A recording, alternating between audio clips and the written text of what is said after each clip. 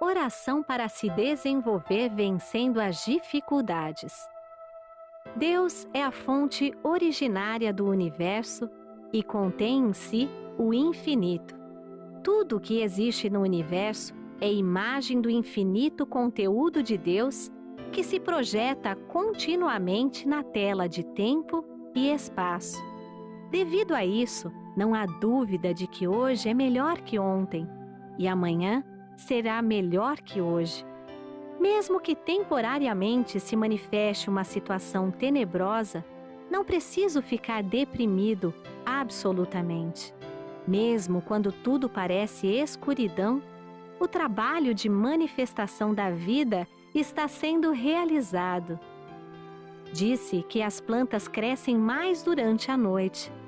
Também a nossa alma, justamente quando a circunstância é adversa e tudo ao nosso redor parece negro, faz reflexões e esforços diversos e então se desenvolve, evolui e progride nos aspectos que foram descuidados enquanto tudo corria bem. Aos olhos carnais, parecem existir dois aspectos na vida: o claro e o escuro. Mas para a nossa alma, ambos os aspectos são oportunidades para seu crescimento e evolução. Coisas más não existem em lugar algum do universo. O mal inexiste originariamente.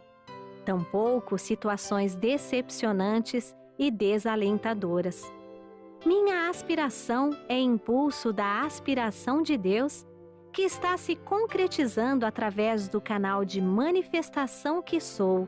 Portanto, desde que eu não o obstrua com minhas próprias vacilações, hesitações covardes e temerosas, infalivelmente essa inspiração se concretizará.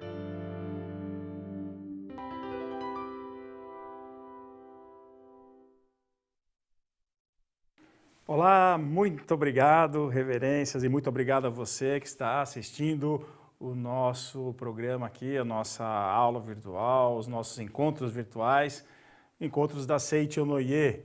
Quero deixar aqui, né, um grande abraço a todos vocês e fiquei muito feliz pelo convite que os educadores da Seiichi Onoye do Brasil me fizeram para conversar com vocês sobre educação da vida, que é o nome que nós damos para os fundamentos, os princípios educacionais da Seiichi Onoye. A gente chama de educação da vida.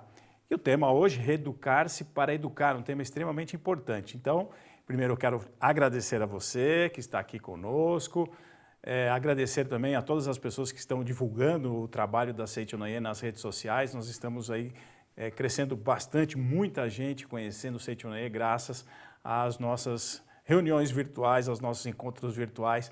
Um grande abraço para você também, preletor, preletora, divulgador da Seiichi Onoye, todos vocês que estão aí à frente do trabalho nas regionais do Brasil. Pois bem, o tema de educação é um tema que me toca bastante, eu fico muito contente em trabalhar com vocês esse tema educação, porque sou educador, trabalho na área de educação também, voluntariamente na minha cidade de Arujá, falo minha, né? Mas na cidade de Arujá, em São Paulo, acompanhando dois projetos educacionais que estão indo muito bem na Escola Paulo Freire e na Escola Bairro da Penhinha. Deixo aqui um grande abraço às educadoras, aos educadores dessas duas escolas e a vocês também. Muito bem. Seiichi Onoye fala sobre educação e, obviamente, vale aqui, não é, uma conversa com educadores profissionais, que é o campo da educação dos educadores da Seiichi Onoye do Brasil, e também, claro, que a gente vai procurar abarcar aí você que é pai, mãe, avô, avó, que também está imbuído do trabalho de educar. Em falar em pai, em mãe, e avô e avó também, hoje nós temos tios e tias, né, que com muito cuidado estão cuidando dos seus sobrinhos, às vezes por problemas familiares, acabam assumindo a responsabilidade de educar. Mas nós vamos conversar também, não é? Eu até diria que principalmente com você que é educador profissional, você que trabalha em escola. E como nós estamos num momento de distanciamento não social, né? Porque isso aqui é uma atividade social, mas distanciamento físico, porque estamos aqui atravessando essa questão da pandemia. O vídeo vai ficar disponível durante bastante tempo aí no YouTube. Pode ser que a pessoa que está assistindo aí daqui a alguns anos vai falar, nossa, o que é que ele está dizendo, né? Nós estamos nesse momento de distanciamento físico. Eu estou evitando falar social, às vezes escapa, mas é distanciamento físico. Porque o distanciamento social não existe, né? Qualquer atividade virtual também tem um componente social. E nesse momento muitos educadores tiveram que sair das suas salas de aula e ir para numa telinha de computador e tentar então passar os seus conteúdos, né? Transmitir aí a sua aula via internet. Isso causou bastante alvoroço, mas pelo menos alguns estão agora começando a pensar, né, a se disporem, pensar mais sobre os objetivos realmente da educação. Por que nós devemos trabalhar e educar um ser humano?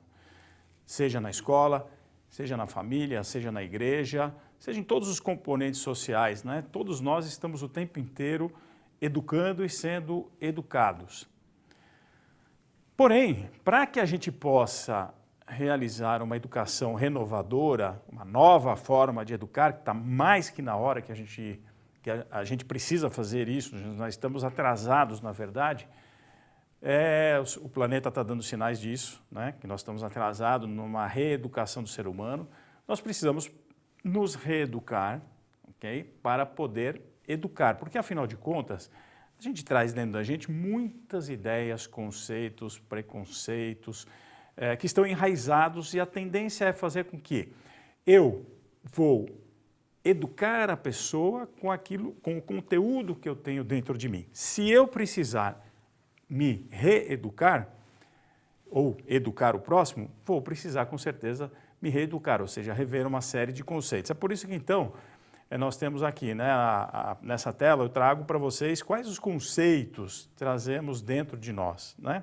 Quais as certezas nós temos, quais as incertezas que nós temos. E é preciso reavaliar isso e, principalmente, nosso ponto de partida é pensar no ser humano. O professor Bernard Chalot, outro dia, estava numa live e ele falava justamente isso, que para que a gente consiga pensar a educação, nós talvez tenhamos que pensar novamente na visão que temos de ser humano. O que é o ser humano? Sem eu saber o que é ser humano, o que é o ser humano, eu não posso pensar em educação. Então, se eu tenho o conceito é mal por natureza, eu vou educar de um jeito. Se eu tenho o conceito não é bom nem é mal, é fruto do meio, eu vou educar de uma maneira. Se eu tenho o conceito, tem todas as potencialidades dentro de si, e eu vou trabalhar para extrair ou para motivar este ser humano, para expressar todas essas potencialidades que ele tem, é um outro tipo de educação. E para que é que eu estou educando? Então nós vamos começar com a visão de ser humano, eu vou apresentar logicamente a visão do ser humano da Seiichi Onoye, porque eu acredito que esse é o primeiro ponto da nossa reeducação, é pensar o que eu penso, como eu enxergo o ser humano, qual é a crença que eu tenho em relação ao ser humano, e se eu quiser uma nova educação, eu tenho que realmente firmar a minha crença numa outra visão de ser humano, não essa que nós estamos acostumados a pensar. Até porque a gente vê que toda a nossa educação está muito baseada em transmissão de conteúdos, quando eu falo em educação escolar, em correção dos maus hábitos, da indisciplina, através da imposição, da sanção, do apontamento dos defeitos, né? A gente sempre quer corrigir dessa forma e a gente então precisa mudar isto, ok? Então vamos avançar um pouquinho aí, volto, né, naquilo que o professor Masaru Taniguchi diz, na Verdade da Vida, volume 30, vocês têm 2 ideogramas, eu já comentei sobre essa questão sobre esta visão em outras lives, outras oportunidades com vocês. Então a educação da vida, nós vamos trabalhar com esse conceito de ninguém. A palavra ninguém é composta de 2 ideogramas no japonês, ela quer dizer ser humano. Então vocês, quando ouvirem a palavra em japonês, ninguém, vocês estão ouvindo então ser humano, que são esses 2 ideogramas que vocês estão enxergando. Dá uma olhadinha nesse ideograma aí e fica olhando para ele. O que ele pode representar? Aliás, o que eles podem representar? Não é interessante você olhar, por exemplo, ver que o ideograma aí da sua tela, que parece um galinho assim, né? Uma forquilha de ponta cabeça, parece o quê? Né? Parece talvez uma mãozinha justapostas, ou então parece de repente duas pessoas se apoiando. E veja só que o outro ideograma parece que tem dois objetos aí meio que protegendo, né? Deixando algo lá no meio, coberto. Vamos ver o que significado então, né? Aí aparece para vocês então o significado do primeiro ideograma. Ele se lê Ritô e significa pessoas. E o segundo, Aidá, significa no meio de, tá vendo que dá para entender? Como se fosse duas pessoas em pé, né, olhando uma de frente para a outra, e tem alguma coisa lá embaixo dela também, né? Parece duas pessoas com alguém embaixo, né, ou com um objeto embaixo. Ou seja, está representando a relação que existe entre os seres humanos. Estão no meio de.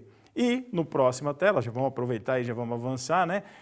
O ser humano, significado é aquele que fica no meio de pessoas, ou seja, aquele que convive com outras pessoas. Vamos parar para pensar um pouquinho nisso, né? O ser humano é aquele que vive no meio de pessoas, que é aquele que convive com as demais pessoas. Quando eu tenho esse conceito extremamente importante, já estou indicando que se eu vejo o ser humano como aquele que convive com o outro, que vive no meio do outro, significa que eu já vou ter que pensar a forma de educar esse ser humano, inclusive até como é que a minha escola vai se organizar, como é que a minha casa vai se organizar para que esse ser humano conviva com o outro. Hoje a gente está vivendo uma questão de um distanciamento, né, físico. A gente diz, claro, que a internet nos possibilita uma relação social, claro que diferente da relação social presencial, são duas coisas diferentes, uma não substitui a outra, mas a gente tem visto, por exemplo, uma tendência dos jovens, né, dos adolescentes, principalmente quem nasceu de 1995, 98 para frente, quando houve aí um boom das redes sociais, a gente começa a perceber que este distanciamento físico está se tornando cada vez mais até um próprio isolamento social. A pessoa, os jovens, o adolescente e os adultos também, tá? Não vamos colocar porque só os jovens, adolescentes e crianças e pré-adolescentes nesse balaio não, porque tem muito adulto aí, marmanjo, que fica com um celular na mão, o tempo inteiro, passa às vezes 2, 3 horas numa rede social, não está convivendo com a sua família, não está convivendo com o seu cônjuge, com o seu companheiro, com a sua companheira. Isso está trazendo já problemas sérios de convivência. Então, este isolamento é extremamente prejudicial. Neste caso, por quê? Porque nós da Seitonet temos a visão de que ser humano é aquele que vive no meio de, aquele que convive com o outro. Claro que dentro da visão religiosa, a gente vai dizer o ser humano é filho de Deus, não é? A gente trata dessa forma. Filho de Deus para nós significa ser filho da grande vida do universo. Mais do que uma palavra religiosa, ser filho de Deus, mesmo que você não acredite em Deus, não há problema nenhum, porque isso significa para nós que o ser humano possui potencialidades ilimitadas que precisam ser expressadas e para serem expressadas precisam ser extraídas. Esse é um conceito que nós temos. Hoje eu estou trabalhando com um conceito mais do campo social, que traz o professor Masaharu Taniguchi no livro A Verdade da Vida, volume 30, tá? A partir da página 100. Então, nesse conceito social, significa que o ser humano é aquele que vive no meio de, precisa conviver com o outro. Se ele não convive, se ele não está com o outro, se ele não aprende junto com o outro, se ele não realiza algo para si próprio e para o outro, ele começa a entrar em declínio. Recentemente, um canal aí, que não é bem um canal, né, está pela internet, mas não vou citar o nome aqui, colocou no ar aí um documentário falando sobre a questão das redes, o dilema das redes, mostrando como é que as redes sociais trabalham propositalmente propositalmente, deliberadamente, para amarrar você, para me amarrar, para amarrar o seu filho, o seu neto, nela. É como se eles criassem um avatar que fica lá, né, nos servidores e vão manipulando a consciência humana e vão manipulando mesmo. Estou falando muito sério. Eu não estou aqui para dizer que isto é o fim do mundo e que esse é o maior problema do mundo. Estou falando o que é real, que é dito por especialistas e por gente que viveu e mora e vive lá no Vale do Silício, que é um dos grandes locais onde se pensa como eles podem amarrar você na tela do seu celular, na tela do seu computador, você, seu filho, seu neto e essas gerações. Por isso que, vou fazer um parênteses aqui, há estudos que comprovam que de 1998 você tinha uma taxa de suicídio, que é uma tristeza no planeta, e a partir do momento que as redes sociais entraram na vida de jovens e adolescentes, essa taxa de suicídio ficou exponencial, só tem se agigantado. Olha aqui o que nós estamos dizendo. Se o ser humano é aquele que vive no meio do outro, se ele se isola e se relaciona somente com uma tela de celular, fora os danos neurológicos que causam, também causam essa dependência e este isolamento. E é óbvio que ele não vai ficar feliz, é óbvio que o seu filho, o seu neto, sua criança, você não vai expressar a felicidade que tem dentro de você, porque isso contraria a natureza do ser humano. Além de dizer que somos filhos de Deus ou filhos da grande vida do universo, nós dizemos que o ser humano, então, é aquele que vive no meio do outro. Então, ele precisa conviver com o outro. Daí você já vai olhando, o educador profissional, que o nosso modelo de escola, a forma como a gente trabalha na escola, não permite muita convivência. A não ser na hora do intervalo, das brincadeiras que a gente faz no pátio da escola. Aliás, eu vou confessar um negócio para vocês, tá? Fica entre nós, segredinho aqui. Eu nunca gostei de escola. Aliás, assim, gostava. Eu adorava escola. Na educação física, estou até ouvindo alguém aí dizer, nossa, eu também. Bom, se a gente tivesse presencialmente com 1000 pessoas, as 1000 iam dizer, eu também. Claro, tem gente que não gostava de fazer o exercício físico, né? Mas aquela liberdade que dava na educação física, de você conversar com os amigos, interagir, etc. Tal, na hora do intervalo, vulgarmente conhecido também como recreio, que a gente adorava, né? E antes de entrar na escola, eu sou do tempo que a gente jogava bolinha de gude lá na terra da escola, né? Aquilo era uma delícia, por mim aquilo lá não devia acabar nunca, né? Porque a gente convivia. Aí, de repente, você entrava numa sala de aula, você tinha que ficar, parado, olhando para frente do professor, ouvindo. Memorizando. Para que serviam aqueles conteúdos todos? Para que servem aqueles conteúdos todos? Então, a gente precisa pensar nessa questão também. Será que isso está gerando solidariedade? Será que isso está gerando, por exemplo, comprometimento das crianças, dos adolescentes e dos adultos com a sociedade em que vivem, com a comunidade em que vivem? Vamos pensar com calma aí, tá? Então, eu vou avançar um pouquinho aqui na tela, tá? Além disso, está escrito aqui, ó. Além disso, o kanji Hito é um ideograma que representa duas pessoas apoiando-se mutuamente. Olha que interessante. Então, tem o apoio um do outro. Além de eu conviver com o outro, eu apoio o outro. E, avançando um pouco mais, portanto, expressa a unidade entre eu e os outros, ou seja, a solidariedade. Vou ler novamente, ó. Expressa a unidade entre eu e os outros. Essa é uma máxima que a gente repete sempre na Seitianoye. Eu e o outro somos um. Está representado por Hito, que significa, então, solidariedade. Olha só. Pronto. Solidariedade, expressa solidariedade. Então, nos projetos educacionais que eu tenho trabalhado, a gente procura enxergar a escola como uma antevisão do futuro. A gente fica pensando o seguinte, qual é a sociedade que nós desejamos? Primeiro, claro, qual é o ser humano que eu tenho, qual é a visão que eu tenho do ser humano, qual é a sociedade que eu desejo, e como eu trago esta sociedade já para a escola, como se eu fizesse uma antecipação do futuro. Então eu posso pensar, a sociedade precisa mudar muito, tem muita gente egoísta. Por exemplo, eu pego a estrada para vir aqui para o estúdio da Seitiuné, em São Paulo, saio da minha casa em Arujá e pego a rodovia Dutra. Toda vez que eu pego a rodovia Dutra, pouquíssimas pessoas, mas é grave, 1 ou 2 carros sempre passam em altíssima velocidade pelo acostamento. E olha que o trânsito está fluindo. Você tem lá a velocidade de 110 km por hora, nós estamos lá a 80, 90, que é uma excelente velocidade. Uma pessoa, 2, às vezes 3 carros não conseguem se conter e passam a uma velocidade absurda pelo acostamento.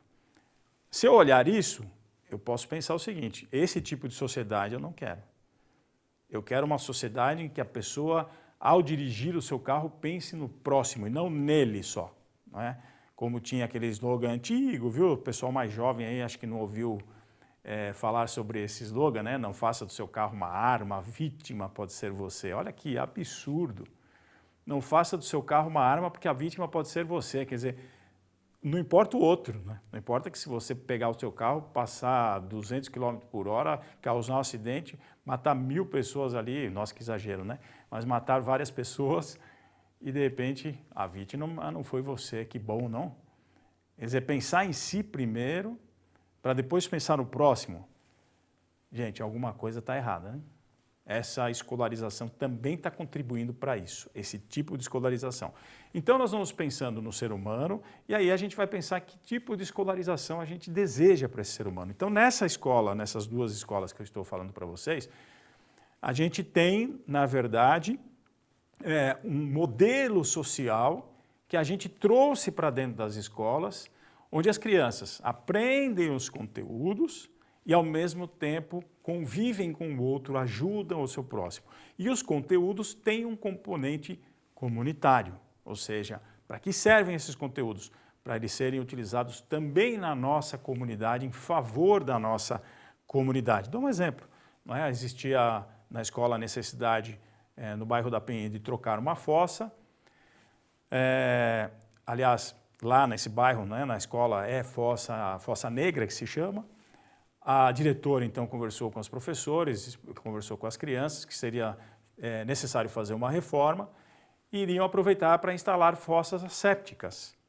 As crianças, então, foram chamadas para entender o que é a fossa séptica, o que é o dejeto humano, como se decompõe, ou seja, muito conteúdo aí, muito conteúdo, dá para você explorar isso à vontade. E elas se envolveram, o grupo da escola, com quase 270 alunos, foi se envolvendo nesse projeto, alguns mais diretamente e outros também acompanhando esse processo. Aí surgiu a ideia dos alunos que moram em chácaras, em sítios, que são normalmente filhos de caseiros. Olha, pensaram assim, lá onde eu moro não tem essa fossa séptica, então significa que esse esgoto está indo, né, essa água sem tratamento vai lá para o lençol freático, polui o lençol freático, polui os nossos mananciais.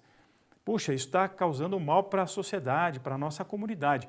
Vamos fazer um levantamento de todos os sítios que a gente mora e ver se a gente não pode começar a pensar em modificar o sistema de coleta desse esgoto aí, ou seja, usar a fossa asséptica ou usar outros meios que já existem, tecnologias baratas, para justamente poder fazer a decomposição desse dejeto humano. Olha só, as crianças pensaram nisso e começaram um projeto de visitar não só as suas próprias casas, os seus próprios sítios e chácaras onde moram, mas também em outras chácaras e sítios vizinhos. Queriam inclusive até conversar com o nosso prefeito da cidade para ver se conseguiam um apoio da prefeitura nesse sentido. Olha só, solidariedade, comprometimento com o outro, conteúdo. Ou seja, a gente sai daquela ideia de que o conteúdo deve ser transmitido, a gente projeta um pouco a coisa adiante.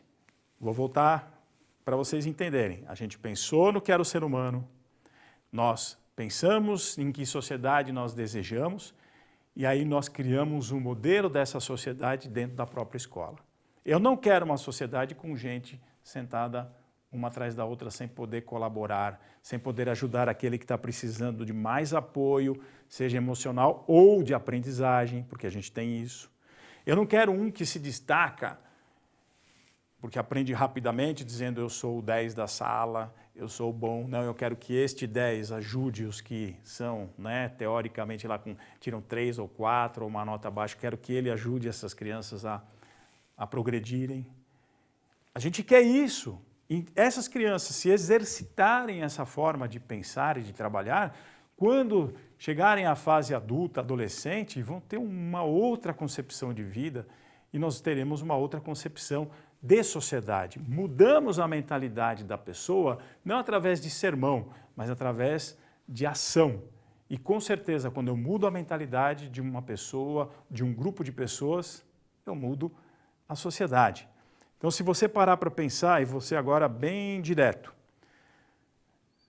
essas aulas que nós damos na escola, essa transmissão de conteúdo que nós damos nas escolas, primeiro, se eu fizesse agora uma avaliação com você que está me ouvindo, que já terminou, inclusive, por exemplo, a faculdade, que já terminou a universidade, ou mesmo que terminou o ensino médio, e te desse um papel e um lápis, e desse para você uma quantidade lá de equações do primeiro grau, equações do segundo grau, matriz, se eu desse para você cálculos de logaritmo, ou se eu perguntasse para você o nome das capitanias hereditárias, se eu perguntasse para você, por exemplo, né, quais foram os candidatos da primeira eleição presidencial pós o 64, né, quando houve a abertura.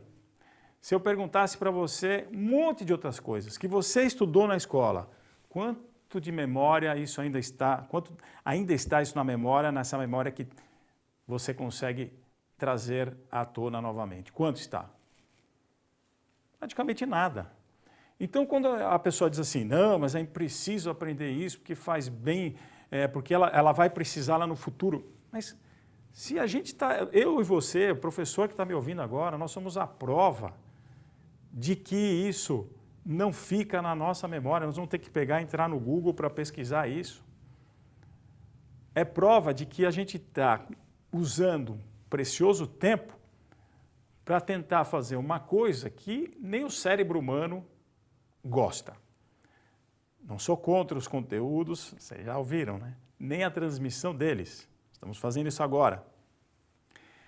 Ao contrário, professor de história, matemática, todos vocês que estão me ouvindo agora têm um grande valor e terão muito mais valor se pegarem todo o seu conhecimento, trabalharem de uma forma onde a gente exercite uma nova sociedade e que as crianças, adolescentes, jovens, até mesmo adultos, coloquem esses conteúdos a serviço da sua comunidade. Afinal de contas, os conteúdos são uma aquisição científica da humanidade.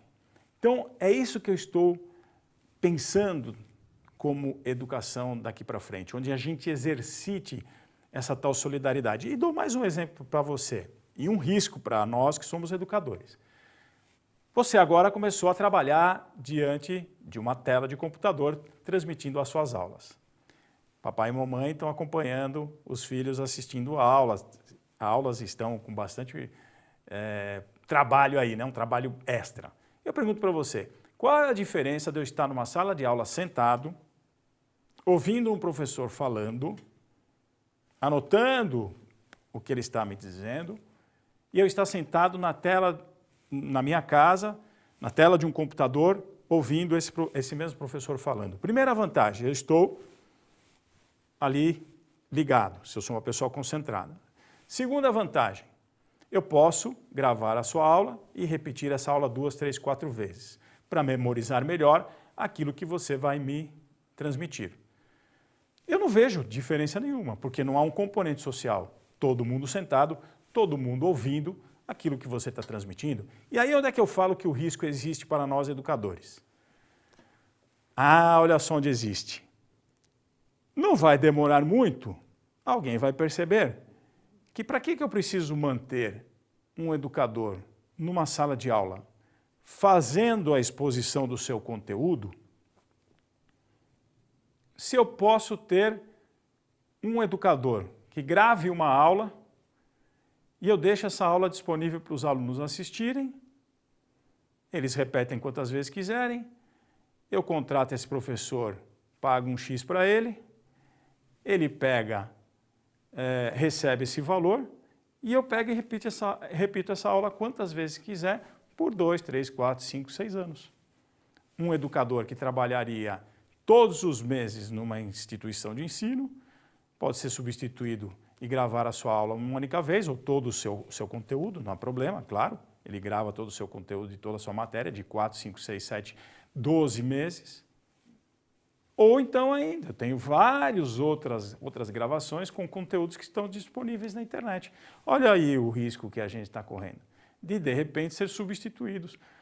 E isso já está indicado, não estou o Marcos está falando, porque você está querendo ganhar a gente para um novo projeto de educação e tal. Isso quem está falando não sou eu, são especialistas que trabalham na área de computação e que estão desenvolvendo robôs, estão desenvolvendo o que se chama inteligência artificial, não gosto desse nome, mas desenvolvendo robôs para ir substituindo o ser humano.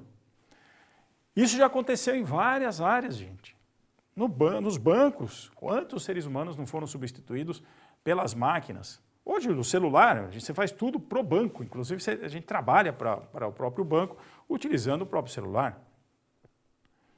Em outras profissões também estão sendo substituídos, mas inúmeras.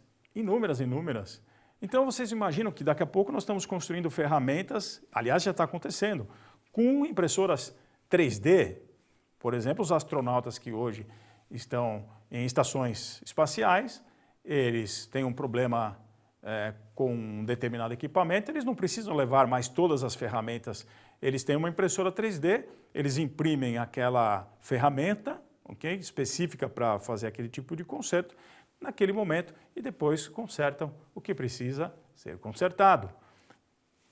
Eram pessoas que produziam essas peças, agora é uma impressora 3D nem precisa mais de uma pessoa operando o computador, né? Só colocar o programa ali, quem programou ganhou seu dinheiro e aquele ser humano que fabricava essas peças já não está mais fabricando.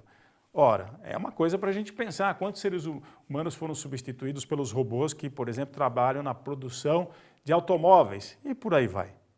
Ah, mas vai chegar nessas profissões intelectuais? Vai chegar não, já está chegando.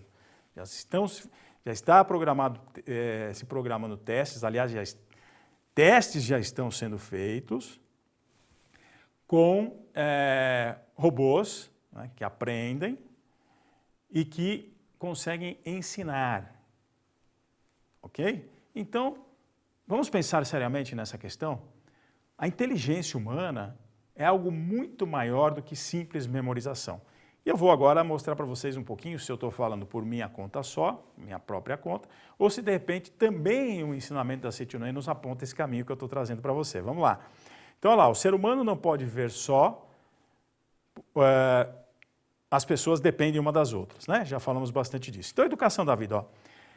Temos que definir o objetivo. Então, portanto, caso o objetivo da vida não esteja bem definido, não será possível determinar claramente a finalidade da disciplina e da educação. Aqui fala o professor Keio Kanuma no livro Educação do Filho de Deus, volume 1. Então, nós falamos sobre isso aí. Se eu pensar qual é o objetivo da minha vida, então pensamos qual é o ser humano,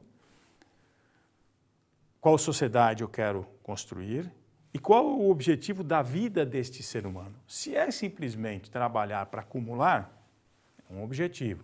Se é simplesmente viver e gozar a vida, né, e aproveitar o máximo a sua vida até o limite, é um outro tipo de vida e de educação e de objetivo de vida.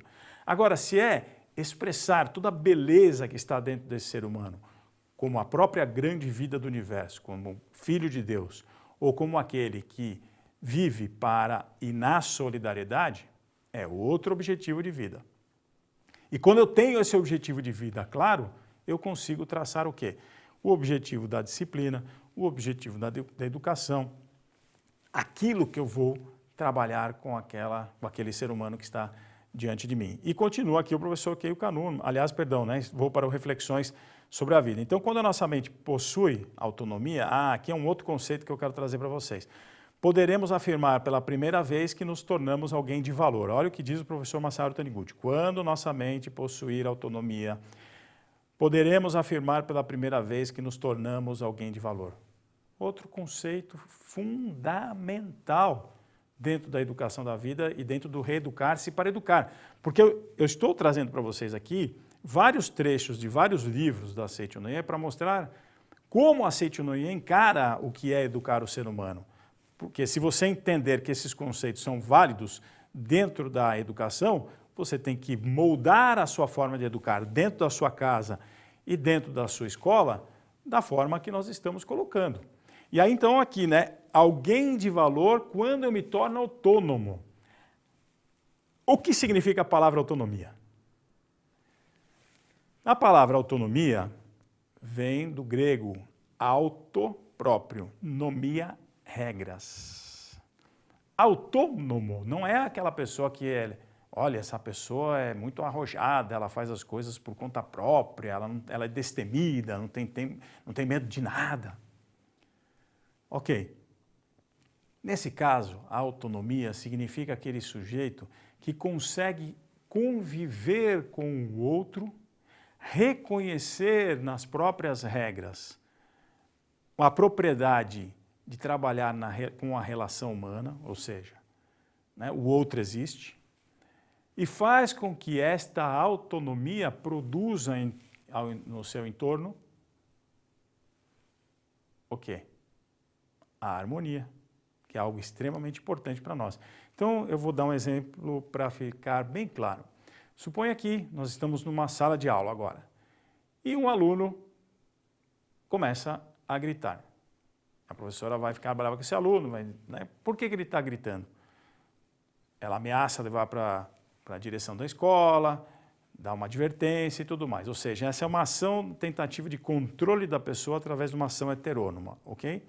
Se você perguntar para um aluno heterônomo, que depois de tomar advertência, depois de levar, né, chamaram os pais e etc, etc, etc.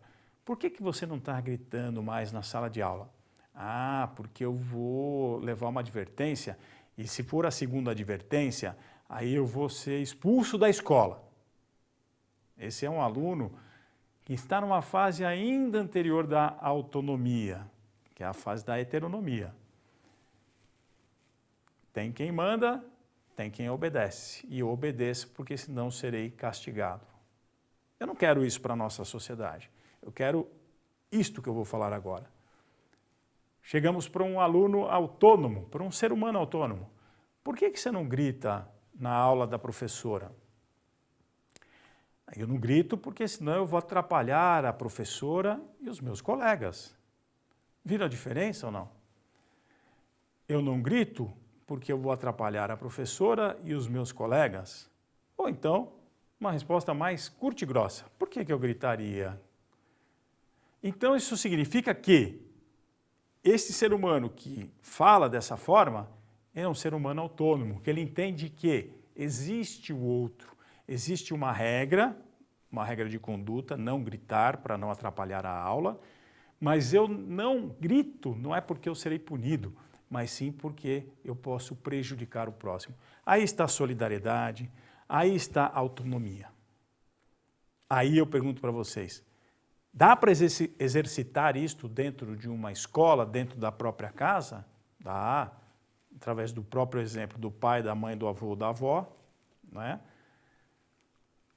Passar pela heteronomia é necessário, porque outro dia eu vi uma mãe e uma avó com uma criança no mercado, estava lá, e aí a criança pegou um chocolate lá, uma bolacha, não lembro. Ô mãe, posso? Mãe, posso? A mãe, não, filha, não vai comprar, chega, já comprou aquilo que você queria. Correu para a avó na frente, não é que ele nem disfarçou, não. Na frente da mãe, olhou para a avó e disse, vó, posso comprar? Pode, põe aí no carrinho. Arrebentou. Primeiro que essa mãe devia chamar a avó e dizer, escuta, vem cá, ó, a responsabilidade aqui é a minha, tá? Então, a senhora não faça mais isso. Chamava a criança e dizia assim, ó, é o seguinte, quem dá a ordem aqui sou eu. Tá certo? Vamos combinar essa história. Ou a avó deveria ter feito o seguinte, já perguntou para sua mãe se pode ou não? Dá a autoridade para quem tem que ter a autoridade. Já perguntou para o seu pai para saber se pode ou não? Mas não, fica este jogo de sedução em cima da criança, e aí o que acontece? Forma um ser que nem heteronomia, nem na heteronomia vai estar. Vai ser aquelas crianças, aqueles adolescentes, aqueles adultos que você bem conhece, que eu estou falando aqui, você sabe, você tem exemplos aí na sua cabeça, que não respeitam nem as regras, nem por medo, nem por punição. Ah, não estou nem aí, se multar, multa. Ah, e daí que eu vou para a diretoria? Não quero nem saber. É isso que nós estamos vendo acontecer. Por quê? Porque a sociedade está dando um péssimo exemplo. E eu digo para vocês que não adianta consertar isso com imposições, disciplinas rigorosas, etc. Nós temos que mostrar um outro modelo de sociedade, viver um outro modelo de sociedade na sua casa e também na escola. Mas eu digo o seguinte, voltando aí, porque senão já tem gente dizendo assim, ah, mas como assim, não é com disciplina e que a gente conserta isso? Não, peraí. Estou dizendo o seguinte, não é com imposição, é com estratégia. Não é dizer eu mando e acabou, é com estratégia. Eu dei uma estratégia para você. Avó, você já perguntou para o seu pai e para a sua mãe se pode? Ah, mas a mãe falou que não, então é não. Essa é a estratégia. Aí sim você está trazendo essa criança para um mundo de regras e depois vamos para o próximo passo, questão da autonomia, que como é que você cria um ser autônomo? Quando ele começa a perceber e vai crescendo e vai percebendo isso, quando ele desenvolve um juízo moral para entender que o outro existe. Muitas sociedades param na heteronomia, algumas outras avançam para desenvolver seres autônomos. Vamos lá para frente que olha, o tempo vai passando. Então, educação da vida e valores, a gente vai apresentar para vocês aqui, olha. Veja a questão de valores aqui. Quem lida com criança deve, portanto, demonstrar em seus próprios atos as qualidades, os procedimentos, os hábitos que deseja para as crianças. Não precisa falar mais nada. Está na Verdade da Vida, volume 14, página 185. Acabei de dar o exemplo de que eu vi lá no mercado a relação entre a mãe, o filho e a avó. Está aí. Se eu estou dizendo aqui, se a educação da vida está dizendo que isso é um valor, né, demonstrar em seu próprio ato as qualidades, os procedimentos e os hábitos que deseja para a criança e até mesmo para o adolescente, eu estou dizendo que você, ao passar por cima da autoridade de uma mãe, sem negociar isto, deixando a criança fazer o jogo, o que é que você está demonstrando com a sua atitude, com a sua, eu ia até dizer, mas vou falar mesmo, com essa irresponsabilidade? Você está mostrando para a criança que não existe um não para ela, que não existe um limite para ela. Esse limite, volto a dizer, a gente não deve impor este limite através de uma opressão, mas sim através do nosso próprio exemplo. Ela vai entender a regra social quando essa regra social está sendo demonstrada pelos próprios adultos. E aí a gente diz reeducar-se para educar. Não adianta, por exemplo, uma professora, um professor, dar um exemplo ou exigir uma disciplina e de repente ser totalmente indisciplinado, isso é incoerente, né? Ele exigir que o aluno termine as suas tarefas, entregue as suas tarefas e ele mesmo não consegue fazer isso no seu dia a dia. Isso é totalmente incoerente. A gente precisa ter mais coerência na educação. Então, avançando um pouquinho mais aqui, vamos lá. Devemos tomar cuidado para não fazer a criança, aqui vem uma crítica à escola, tá? Só para dizer para vocês como é que realmente a educação da vida vê a educação. Devemos tomar cuidado para não fazer da criança uma máquina memorizadora, mas ensiná-la a raciocinar. Olha só o conceito de educação da vida aqui. Percebe? Vou avançar um pouquinho mais aqui na próxima tela. Aqui, ó.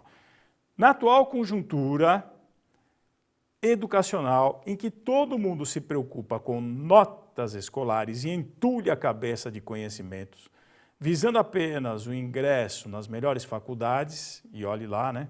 É muito difícil desenvolver o grande talento latente nas crianças. Viram só os conceitos da educação da vida? Eu vim conversando com vocês mostrando para vocês, que às vezes até parecem pontos de vista um pouco mais radicais, que o próprio professor Masaharu Taniguchi tinha sérias dúvidas nesse modelo de escolarização que nós temos. Ou seja, ele está fazendo a crítica, né? Visando o ingresso em faculdade, ou emprego, ou então, enfim, né? A gente tenta entulhar na cabeça da criança conhecimentos. E aí, isso não está dando resultado, não está funcionando. E faz tempo. Já estou até ouvindo o coro das pessoas dizendo assim para mim, mas eu passei por essa escola e eu estou aqui, e olha eu aqui, eu me formei, etc e tal.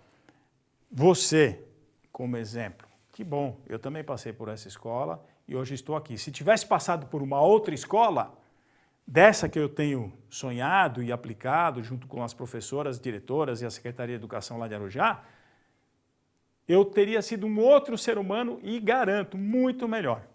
Eu garanto. Não é que eu estou falando que você não é um ser humano bom, mas nós seríamos muito melhores. Porque dizer que eu passei a essa escola e eu sobrevivi é fazer uma comparação que não dá para comparar. Eu faço essa comparação porque eu estou vendo o que eu estou aplicando lá nas escolas junto com as professoras, diretoras e a Secretaria de Educação. Estamos vendo os resultados e eu penso, puxa, se eu tivesse vivido na minha escolarização este modelo, que ser humano que eu seria, mas muito melhor do que eu sou hoje. Teria aprendido muito mais coisa. Então eu penso o seguinte, que nós que passamos por essa escola e sobrevivemos, nós sobreviveríamos de qualquer forma. E as crianças, que são a grande maioria, elas que necessitam de uma ação educadora diferente, essas crianças não sobrevivem a essa escola. E não sobrevivem mesmo, porque peguem as estatísticas de aprendizagem da nossa educação e comprove você mesmo. Comprove você mesmo o que eu estou falando. A gigantesca evasão, a gigantesca desmotivação, a baixíssima qualidade da aprendizagem. Não é culpa do educador, não é culpa da família. Olha, educadores, vocês são muito bons no que fazem. Se o resultado não está aparecendo, é porque o modelo está equivocado. Porque se a gente criar um novo modelo de educação, uma nova sociedade educacional, com os conhecimentos que você tem, mas nós vamos fazer com que essas crianças, olha, cresçam em todos os aspectos, nas suas habilidades socioemocionais, em todos os aspectos de aprendizagem, enfim, ok? E eu vou terminar, avançar um pouquinho mais, né? Mais uma crítica do professor Masaharu Taniguchi. O ser humano tem valor mesmo que não seja o primeiro da turma. Do primeiro ao último, todos têm valor. Olha que beleza, não é? Não é uma coisa linda? Quer dizer, o professor Masaharu Taniguchi, então, vai fazendo várias críticas a essa escolarização e ele propõe, então, o modelo de educação da vida, que é um modelo que vocês estão podendo acompanhar aí nas lives, trabalho muito bem conduzido aí pelo preletor Luiz Gomes e toda a sua equipe, mostrando para vocês o que nós estamos propondo. Inclusive, nós temos um ciclo de estudos da educação da vida. Se você quiser, entra na nossa página na internet, no sni.org.br, até porque você pode adquirir os livros que eu falei aqui, não é a Verdade da Vida, volume 14, que trata sobre educação, o Pedagogia da Seiichi Onoye, que também trata de educação, e outros tantos livros.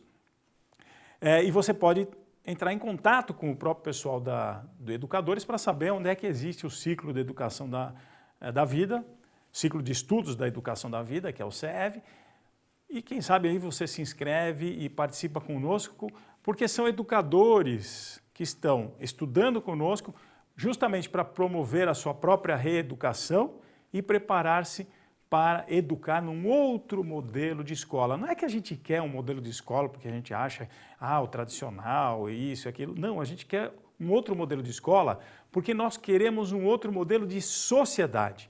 E acho que a escola pode colaborar sim nesse processo. Então eu volto a repetir, nós queremos um outro modelo de escola porque nós desejamos um outro modelo de sociedade.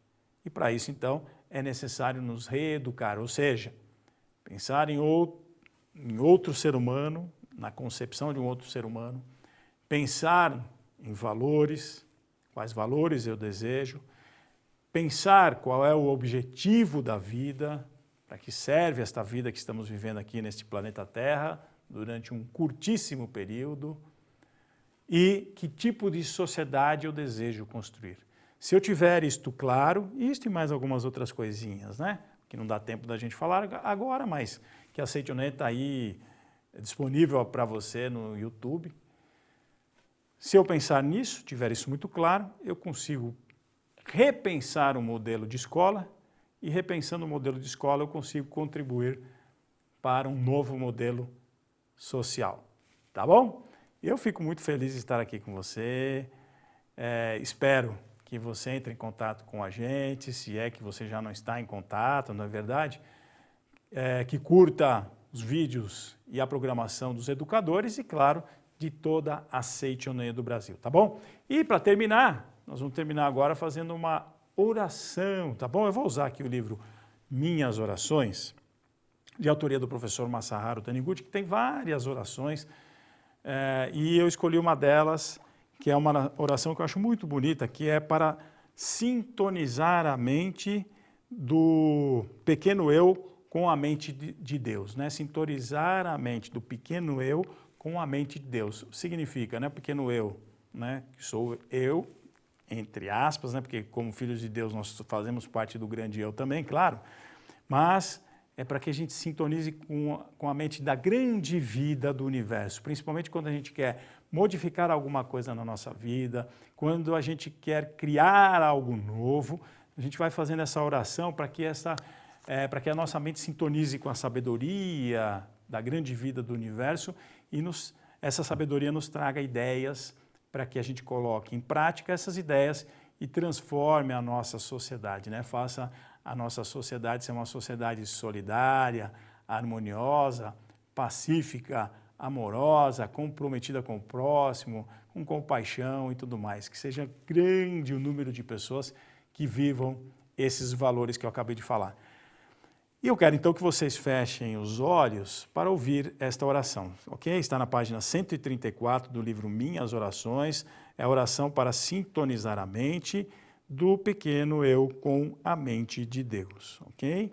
Então, vamos fechar os olhos. Ó Deus, orientai-me durante o dia de hoje, conforme vossa vontade. Orientai-me com vossa sabedoria, de tal modo que meus atos sejam para a vossa glória e tragam benefícios à humanidade. Ó Deus, orientai-me durante o dia de hoje, conforme a sua vontade. Orientai-me com vossa sabedoria, de tal modo que meus atos sejam para a vossa glória e tragam benefícios à humanidade. Muito obrigado. É isso então. Mais uma vez, convido vocês a entrar na nossa página, procurar aí os educadores da Seitonê do Brasil, procurar os locais onde estão acontecendo os ciclos de estudos de educação da vida, por enquanto estão com atividades virtuais, é claro, não é? Mas em breve estaremos juntos presencialmente. Desejo a vocês um grande trabalho na área de educação e também a você, papai, mamãe, titio, titia, vovô, vovó, que escolham o caminho certo, o modo correto de educar seus filhos, seus netos, seus sobrinhos. Muito obrigado! A vida que permeia todo o universo é um grande mistério e o ser humano também faz parte desse grandioso mistério. Vida eterna, perfeita e indestrutível que transcende o tempo e o espaço. Um ser sagrado que transcende a morte. Além da morte física, que é simplesmente uma passagem, permanecemos para sempre e carregamos conosco nossos pensamentos e sentimentos para onde quer que sejamos alçados em nossa vestimenta sutil, neste e em outros mundos. Vibrações de amor, que chamamos de oração, são os remédios que podem curar a nossa alma aqui e depois desta passagem. E na Seichonoye temos um local especial para essa cura. Quer entender mais sobre esse sublime e tão grandioso assunto? No livro Santuário Roso, Templo da Cura Divina, a sagrada doutrina da Seichonoye é explicada de forma facilmente compreensível para que busquemos desde já a sabedoria que permite a cura de nossa alma e a cura das almas daqueles que amamos e que já fizeram a passagem chamada morte. Para adquirir esta obra é fácil. Acesse nossa loja virtual livrariasni.org.br ou contate pelo telefone 0 operadora 11 50 74 41 80. Oração, amor e luz. Na Seichonoye, a alma permanece iluminada no Santuário Roso, o Templo da Cura Divina. Muito obrigado.